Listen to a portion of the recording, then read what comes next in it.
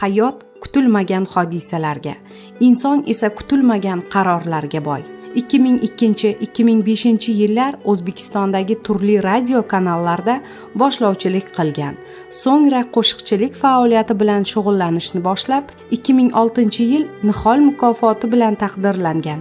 2009-yilda esa O'zbekistonda xizmat ko'rsatgan artist unvoniga ega bo'lgan Sanjar Rahimov, ya'ni Sardor Rahimxon, shou-biznesni tark etdi. Uning kun.uzga ma'lum qilishicha, shou-biznes sohasini tark etgani haqidagi xabarlar rost. Shou-biznesni tark etganim rost. Yangi to'ylarga buyurtma olmayapman. Bir oydan buyon to'ylarga ham chiqmayapman, dedi u.